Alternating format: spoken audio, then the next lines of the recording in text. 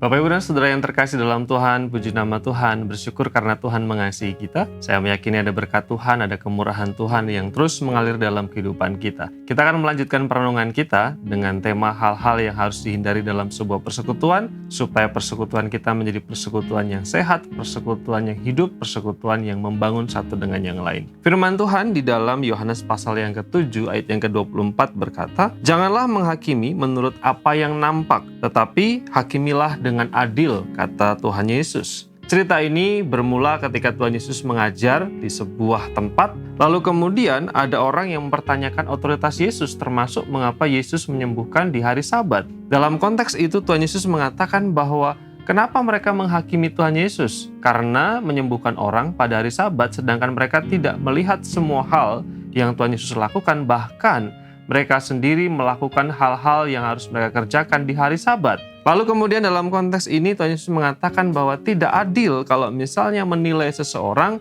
hanya apa yang nampak dari apa yang terlihat tanpa tahu keseluruhan ceritanya, tanpa tahu seluruh faktanya. Inilah yang disebut dengan penghakiman. Jadi hal-hal yang harus dihindari di dalam persekutuan adalah sikap atau sifat yang menghakimi satu dengan yang lain, menjatuhkan penghakiman kepada orang lain tanpa tahu faktanya, tanpa tahu cerita lengkapnya.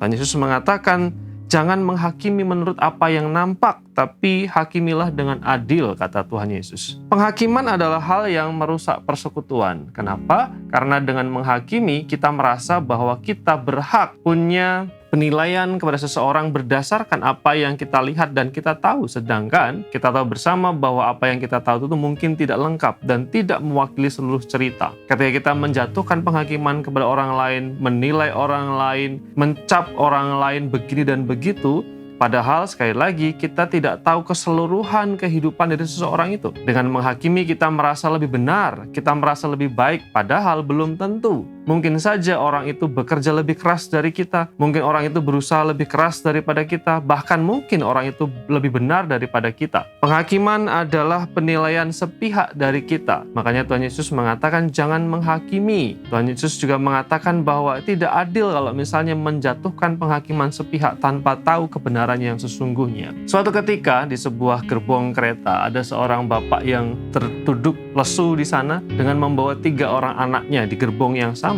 Nampaknya anak ini begitu liar, begitu nakal dan tidak bisa dikendalikan.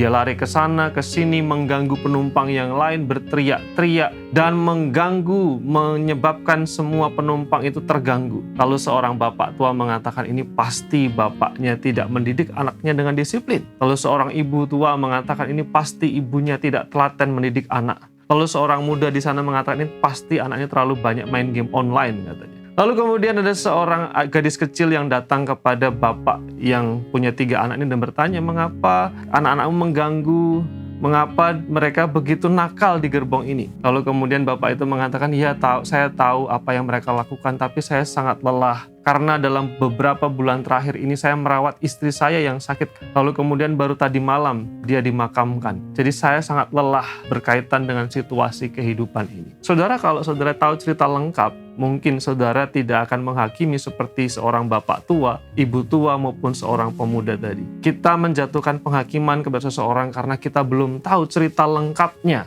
Oleh karena itu Yesus mengatakan menghakimi dengan adil, atau jangan menghakimi, memberi penilaian sebelum segala sesuatu kita tahu secara pasti. Firman Tuhan juga mengatakan, hindarilah menghakimi, karena penghakiman adalah haknya Tuhan. Kiranya firman Tuhan ini menolong kita, menguatkan persekutuan kita satu dengan yang lain, saling membangun dan tidak saling menghakimi. Kita berdoa.